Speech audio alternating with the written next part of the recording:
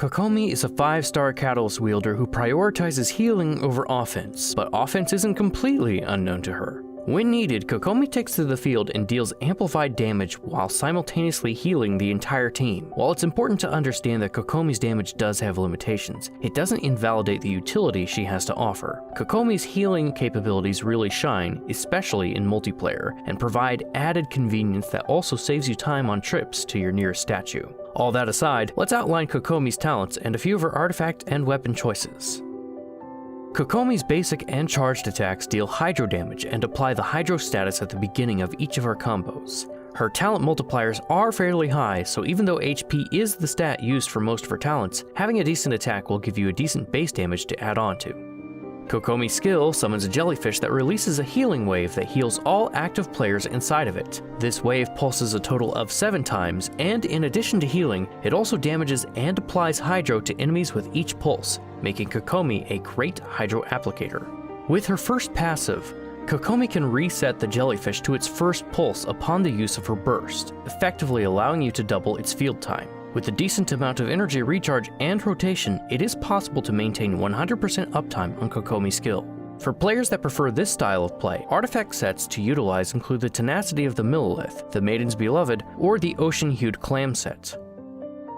Kokomi's Burst adds a flat talent buff to her normal and charged attacks, as well as her elemental skill damage. It also increases the healing of her jellyfish and applies healing to all active players and inactive party members with each attack that hits an opponent. This buff is calculated using a percentage of her HP. Her second passive increases the HP percentage for her damage buff further in proportion to her healing bonus. And since Kokomi has the natural passive, Flawless Victory, she possesses a natural 25% healing bonus at the cost of 100 percentile points of crit rate. For some, this is a point of contention and don't find this trade-off worth it, while others see this as a challenge. For me, it's all about moderating your expectations and keeping them realistic. It is what it is. Players who want to invest in Kokomi will need to come to an understanding of this facet of her and do what they can to play to her strengths instead of obsessing over lost crit rate.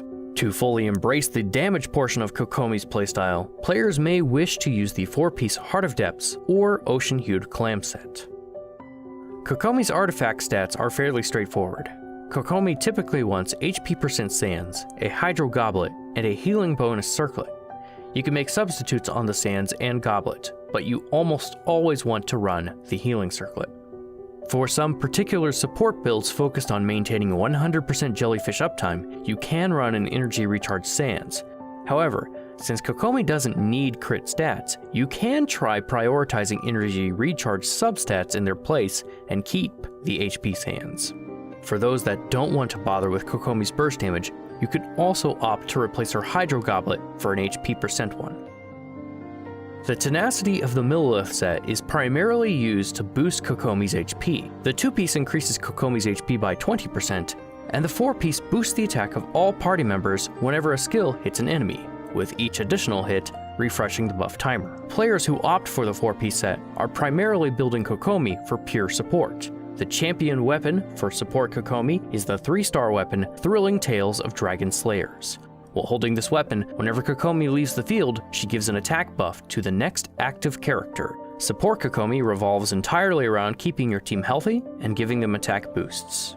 Heart of the Depths is a set option entirely focused on Kokomi's damage output. The 2-piece grants 15% hydro damage bonus, and the 4-piece increases normal and charged attack damage by 30% after using your elemental skill. It is important to note that the 4-piece requirement does not synergize with Kokomi's first passive, as you'll need to summon her jellyfish right before activating your burst in order to gain full advantage of this damage bonus. So be sure to bear this in mind when it comes to ensuring your team is healthy. Companion weapons for damage builds include her signature Everlasting Moonglow, the prototype Amber, and even the Skyward Atlas, which boosts her elemental damage with its passive. It does have an attack percent substat, but attack percent isn't entirely bad on Kokomi, as it does account for about a quarter to a third of her DPS while in her burst state. Of course, while 4-piece sets will usually place Kokomi in one camp or the other, you can combine 2 pieces of any of the previously mentioned artifact sets and keep Kokomi's role more flexible. So if you so desire, you can combine 2 pieces from Tenacity, depths, maiden, or clam as you see fit to focus on increasing a specific stat or bonus without fully investing in farming an entire set just for her. It's highly likely in your attempts to farm for other characters, there's a good chance you might have a few pieces of any of these sets lying around to combine together. So before we move on to the next 4-piece set, the only set I wouldn't suggest going all in on is the Beloved Maiden set. While the 4-piece set does increase the healing your other characters receive after Kokomi uses her burst, it doesn't do so by increasing any of Kokomi's output. So while your characters will get healed faster, players wanting to improve Kokomi's DPS won't get that from this set, and players simply wanting Kokomi to be a more consistent healer can find better ways to do so without locking extra healing behind her burst. If you really want the extra healing given by the 4-piece, I'd sooner suggest that you combine 2 pieces of the Maiden set with 2 pieces of the Clam set. The Ocean-Hued Clam set shares the same 2-piece bonus as the Beloved Maiden, but its 4-piece set transforms healing into damage. Over the course of 3 seconds, any amount of healing that Kokomi could perform is also stored into a bubble that pops and deals damage that ignores enemy defense. The damage is still calculated using the enemy's physical resistance, so Superconduct can actually increase the damage beyond the 30,000 damage cap. While the 4-piece set doesn't increase Kokomi's stats or bump up her damage bonuses, it does provide a new way of playing your healers, and because of this set can be used for either support or damage Kokomi builds. So I've breezed past a couple weapon choices that act as companions to certain build types, but here we'll go into why they're chosen for what purpose.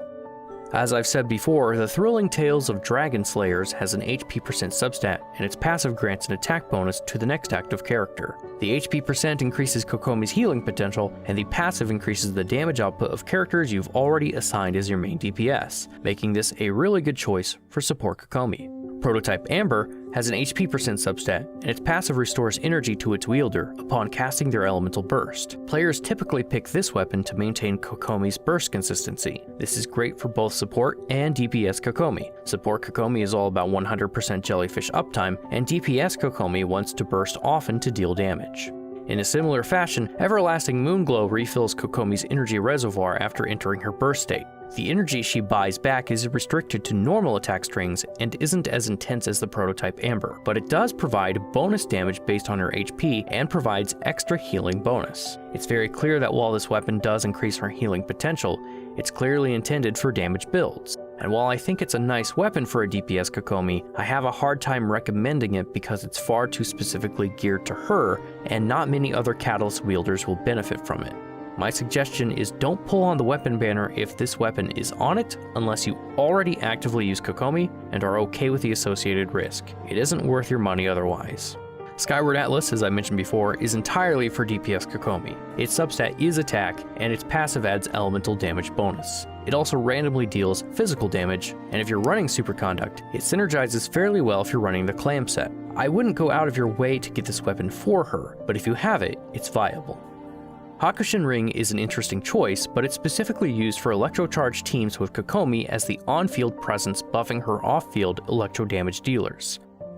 Finally, we have the new event weapon, the Oathsworn Eye. It has an attack substat, and its passive gives the user increased energy recharge after using an elemental skill. As I've said before, attack isn't entirely lost on her. I'm sure some Kokomi mains would prefer an HP substat, but I like to think it's more open so it can be used by other Catalyst wielders as well. While other weapons probably outperform this one, I do like it because it amplifies energy recharge. So as opposed to just using a weapon that solely focuses on this aspect, this weapon gives you 2 stat increases, and I think that's good in its own right. So if not for Kokomi, I'm sure other characters can make use of it. So that will do it for my updated Kokomi guide. If you enjoyed it, let me know. Leave a comment and tell me how you prefer to build Kokomi. Feel free to ask any questions too, I'll do my best to help out. With that said, I'll see you guys next time. So until then, stay tuned.